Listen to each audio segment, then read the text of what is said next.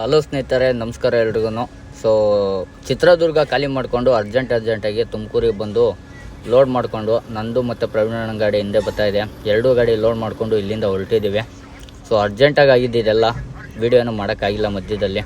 Load ಎಲ್ಲೇಪ್ಪ ಅಂದರೆ ಒಂದು ಕ್ಯಾಲಿಕೆಟ್ಟು, ಒಂದು ಎರ್ನಾಕುಲಮ್, ಕೇರಳಗೇನೆ ಎರಡು ಗಾಡಿನೂ ಲೋಡ್ ಆಗಿರೋದು. ಸೊ ಮುಂದೆ ಹೋಗಿ ಡೀಸೆಲ್ ಹಾಸ್ಕೊಂಡು ಹೋಗ್ಬೇಕು. ಬನ್ನಿ ಹೋಗೋಣ. RCB ಮ್ಯಾಚ್ ಬೇರೆ ಇತ್ತು ಇವತ್ತು. ಮ್ಯಾಚ್ ನೋಡ್ಕೊಂಡು ಹೋಗ್ತಾ ಇದ್ದೀವಿ ಆರಾಮಾಗಿ.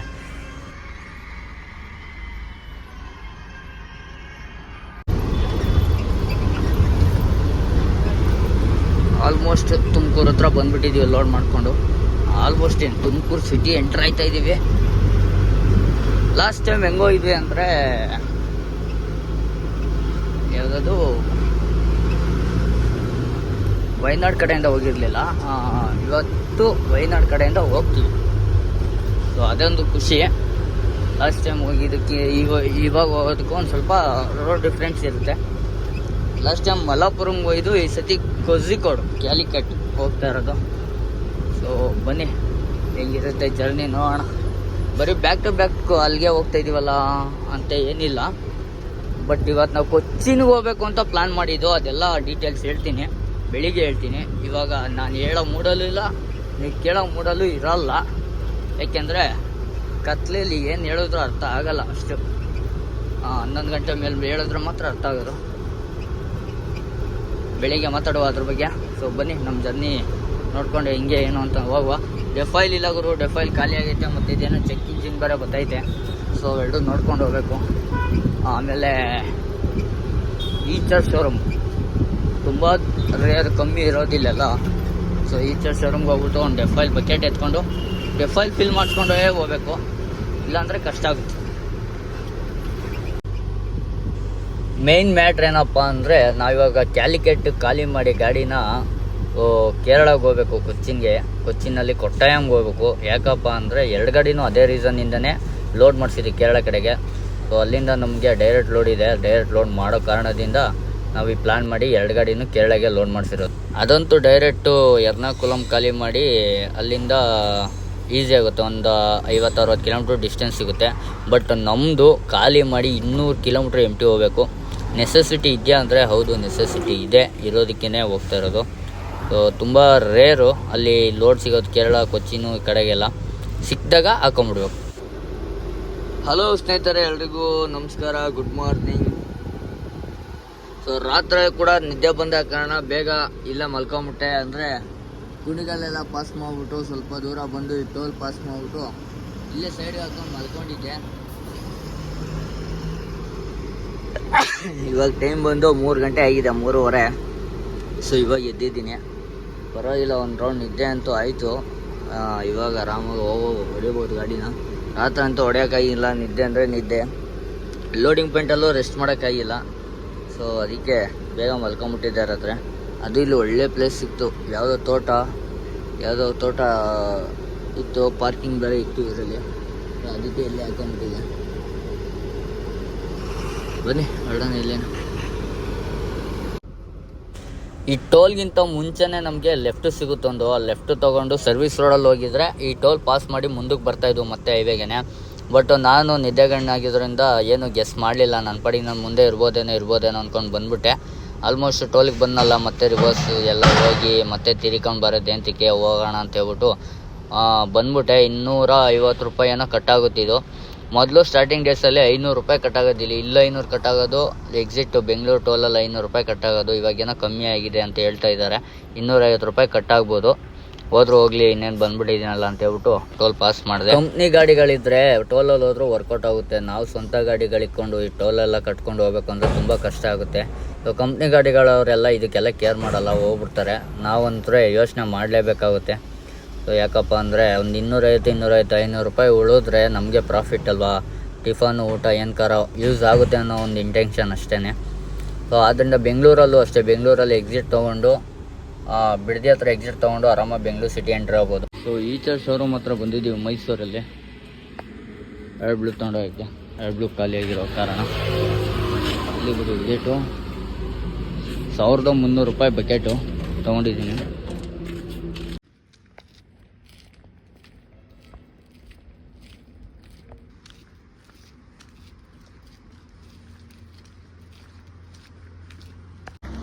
ಸೊ ಡೆಫ್ ಆಯಿಲ್ ಬಕೆಟ್ ತೊಗೊಂಬಂದು ಅಲ್ಲಿ ಇಟ್ಬಿಟ್ಟು ಇದಾಯ್ತೀನಿ ಗಾಡಿ ಹತ್ರ. ಸೊ ಅಲ್ಲಿಯವ್ರಿಗೆ ಎತ್ಕೊಂಡು ಹೋಗೋದೇನು, ಗಾಡಿನೇ ಅಲ್ಲ ನಿಯರ್ ಬೈ ತಗೊಂಡೋಣ ಅಂತ. HF ಶೋರೂಮು ಮತ್ತು ಭರತ್ ಬೆಂಚ್ ಶೋರೂಮ್ ಮಾತ್ರ ಅಬ್ಸರ್ವ್ ಮಾಡಿದ್ದು. ಬಟ್ ರೈಟ್ ಸೈಡಲ್ಲಿ ನೋಡಿ ಧರ್ಮಸ್ಥಳ ಅವರ ವೀರೇಂದ್ರ ಹೆಗ್ಡೆ ಅವ್ರು ಕಟ್ಸಿರೋ ಪಯಣ ಮ್ಯೂಸಿಯಂ, ಕಾರ್ ಮ್ಯೂಸಿಯಮ್ಮು ಇರೋದಿಲ್ಲ ಅಂತ ಇವಾಗ ಗೊತ್ತಾಗಿದ್ದು. ನಾನು ಫೇಸ್ಬುಕ್ಕಲ್ಲೇನೋ ನೋಡಿದೆ, ಫೇಸ್ಬುಕ್ಕಲ್ಲೋ ಇನ್ಸ್ಟಾದಲ್ಲೇನೋ ನೋಡಿದೆ ಇದನ್ನು. ಬಟ್ ಪಯಣ ಮ್ಯೂಸಿಯಂ ಸೊ ಬರಬೇಕು, ಯಾವಾಗಾರ ಫ್ರೀ ಇದ್ದಾಗ ಬಂದು ವಿಸಿಟ್ ಮಾಡಬೇಕು.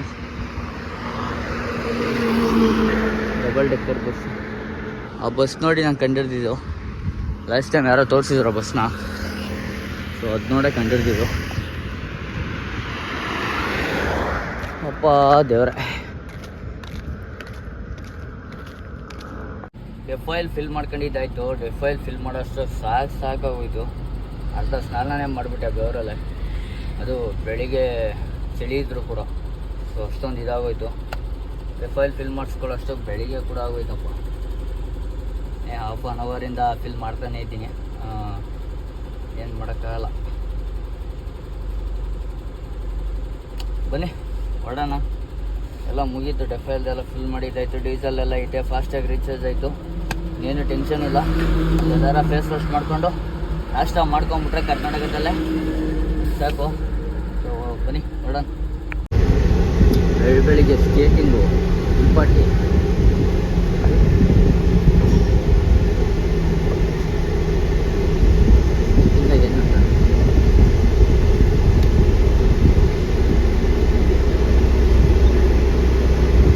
ಇದೆಲ್ಲ ನೋಡ್ತಿದ್ರೆ ಖುಷಿ ಆಗುತ್ತೆ ಅವರು.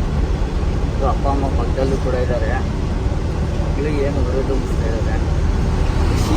ಈ ಥರ ಸಪೋರ್ಟಿಂಗ್ ಇರಬೇಕು, ಬ್ಯಾಕ್ಗ್ರೌಂಡ್ ಸಪೋರ್ಟ್ ಇರಬೇಕು. ಮನೆ ಕಡೆಯಿಂದ ಸಪೋರ್ಟ್ ಇದ್ದರೆ ಏನು ಬೇಕಾದ್ರೂ ಮಾಡ್ಬೋದು.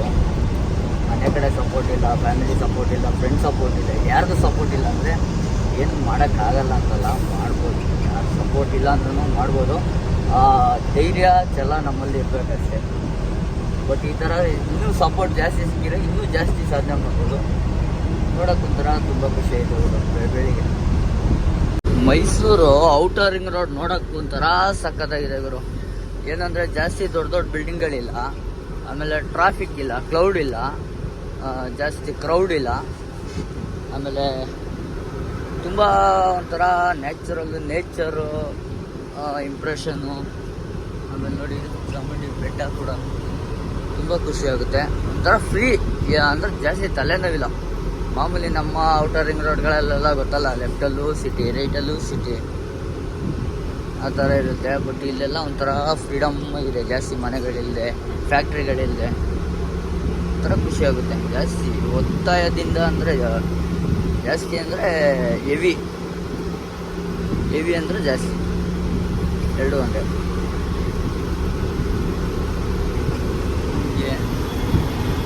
ಒಂಥರ ಟ್ರಾವೆಲ್ ಮಾಡೋಕ್ಕೆ ಒಂಥರ ಖುಷಿಯಾಗುತ್ತೆ ಎರಡು ಔಟರ್ ರಿಂಗ್ ರೋಡ್.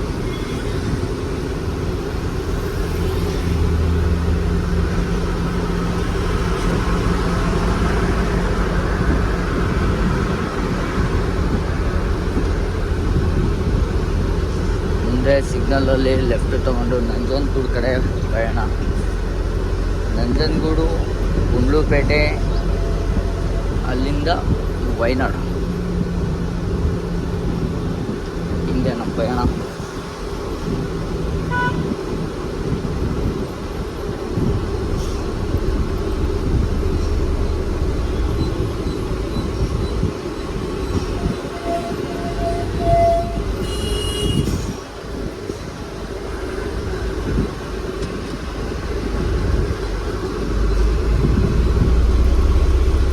ಇವತ್ತು ಎಲೆಕ್ಷನ್ನು, ಫುಲ್ಲು ಬ್ಯುಸಿ ಏರಿಯಾಗಳಿರ್ಬೇಕಾಯಿತು.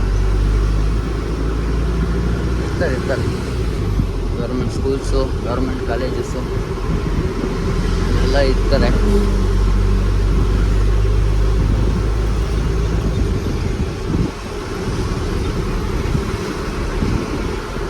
ಕೇರಳದಲ್ಲೂ ಇವತ್ತು ಅನಿಸುತ್ತೆ. ಕರ್ನಾಟಕದಲ್ಲಿ ಇವತ್ತು 26th, ಹೆಂಗಿರುತ್ತೆ ನೋಡಿ, ಚೆಕ್ ಪೋಸ್ಟ್ ಎಲ್ಲ ಖಾಲಿ ಇರೋದು.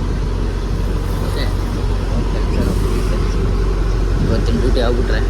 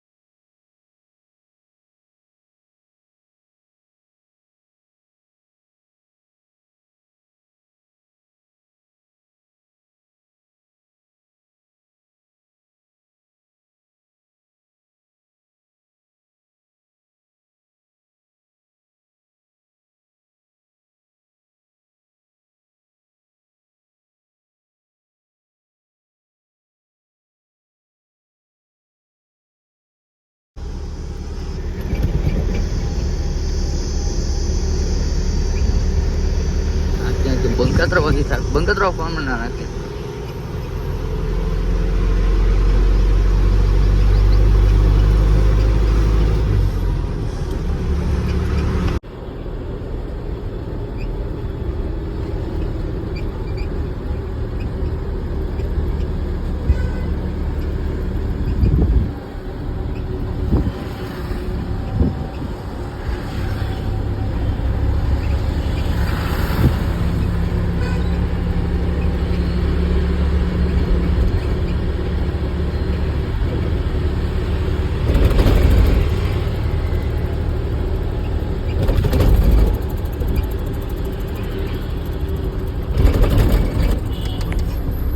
ತುಮಕೂರಿಂದ ಸ್ಟಾರ್ಟ್ ಮಾಡಿರೋದು ಇಲ್ಲಿಗೆ ಬರೋಷ್ಟೊತ್ತಿಗೆ ಇದು 3ನೇ ಟೋಲು. ಈ ಕಡೆ ರೂಟಲ್ಲೆಲ್ಲ ಡಬಲ್ ಟೋಲ್ ಹಾಕೊಂಡು ಗಾಡಿ ಹಾಕೊಂಡು ಮಾಡ್ಬೋದು ಆರಾಮಾಗಿ, ಯಾಕೆಂದರೆ ಟೋಲ್ಗಳು ಜಾಸ್ತಿ ಬರಲ್ಲ, ರೋಡ್ಗಳು ಚೆನ್ನಾಗಿದ್ದಾವೆ. ಆಮೇಲೆ ಘಾಟ್ ಸೆಕ್ಷನ್ ಅನ್ನೋದೊಂದು ಬಿಟ್ಟರೆ ಇಲ್ಲೇನು ಹಿಂಸೆ ಇಲ್ಲ, ಏನು ಡಬಲ್ ಟೋಲ್ ಗಾಡಿಗಳು ಆರಾಮಾಗಿ ಓಡಾಡ್ತಾವೆ ಘಾಟ್ ಸೆಕ್ಷನ್ಗಳಲ್ಲೆಲ್ಲ. ಸೊ ಅದ್ರದ್ದೇನು ಹಿಂಸೆ ಆಗಲ್ಲ. ಈ ಟೋಲ್ ಒಂದು ಬೆನಿಫಿಟ್ಟು ಈ ರೂಟಲ್ಲಿ ಓಡಾಡೋರಿಗೆ, ಡಬಲ್ ಟೋಲ್ ಗಾಡಿ ಅವ್ರಿಗೆಲ್ಲ. ಏನು ಡಮ್ಮಿ ಟೋಲಾ ಏನು ಕತೆ ಗೊತ್ತಿಲ್ಲ.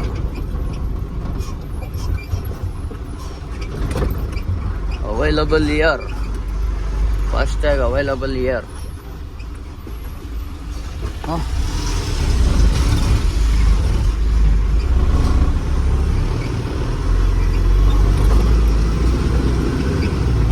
ಇಲ್ಲೊಂದು ಆ ಕಡೆಯಿಂದ ಬರೋರ್ಗದು, ಈ ಕಡೆಯಿಂದ ಹೋಗೋರ್ಗಿದು ಬಿಸ್ನೆಸ್ ಕ್ಯಾಂಪ್. ಗೌರ್ಮೆಂಟ್ ಅಥಾರಿಟಿಲಿ ಇದೆಯೋ ಇಲ್ವೋ ಗೊತ್ತಿಲ್ಲ ಇದು, ಬಟ್ ಅಂಡರ್ ಗೌರ್ಮೆಂಟಲ್ಲಿ ಅಂತ ಇದ್ದೇ ಇರುತ್ತೆ. K01 ಹೊರಗಡೆ ಬಂದು ಗಾಡಿಗಳು, ನಮ್ಮ ಬೆಂಗಳೂರು ಗಾಡಿಗಳು ನೋಡೋದ್ರಲ್ಲೇ ಏನೋ ಒಂಥರ ಖುಷಿ. ಫಸ್ಟ್ ನಾವು ಗಾಡಿ ನಂಬರ್ ನೋಡೇ ನೋಡ್ತೀವಿ, ಯಾವ ಗಾಡಿನೇ ಇರಲಿ ಆ ಗಾಡಿ ನಂಬರ್ ನೋಡೇ ನೋಡ್ತೀವಿ ಯಾವ್ದು ಏನು ಅಂತ. ನಾವು K11 ಮಂಡ್ಯ ಗಾಡಿಯಲ್ಲಿ ಪಯಣ. Mandya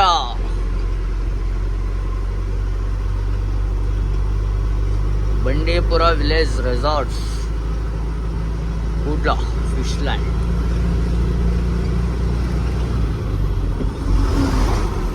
forest check post entry ಇಲ್ಲಿ 50 ರೂಪಾಯಿ ಕೊಟ್ಟೋಗ್ಬೇಕು entry fees. All of you welcome to Bandipur forest department, Bandipur tiger reserve wildlife range, Bandipur ಅರಣ್ಯ, ಬಿಗ್ ಫಾರೆಸ್ಟ್, ದೊಡ್ಡ ಅರಣ್ಯಾಧಿಕಾರಿಗಳಿಗೆ ತಿಳಿಸುವುದೇನೆಂದರೆ 50 ರೂಪಾಯಿ ರೇಟ್ ಜಾಸ್ತಿ ಆಯಿತು, ಪ್ಲೀಸ್ ಕಮ್ಮಿ ಮಾಡಿ, ನಮಗೋಸ್ಕರ ಡಿಸ್ಕೌಂಟ್ ಕೊಡಿ. 20 ರೂಪೀಸ್ ಏನೋ ಕೊಡ್ತಾ ಇದ್ದು, ಇವಾಗ ಅಲ್ಲೇ 50 ಮಾಡ್ಬಿಟ್ಟವ್ರೆ.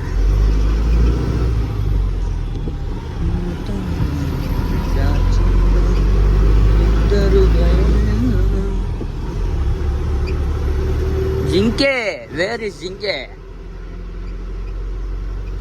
ಲಾಸ್ಟ್ ಮೊನ್ನೆ ಹೋಗಿದ್ದೆ ಬೇರೆ, ಮೊನ್ನೆ ಹೋಗಿದ್ದು ಅದ್ಯಾವುದೋ ಊರು,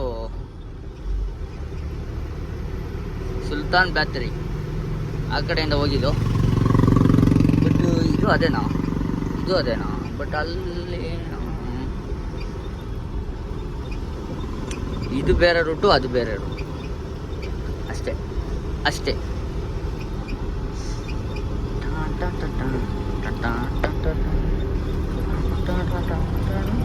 ಮೊದಲು ಹಳ್ಳಿಗಳಿಂದ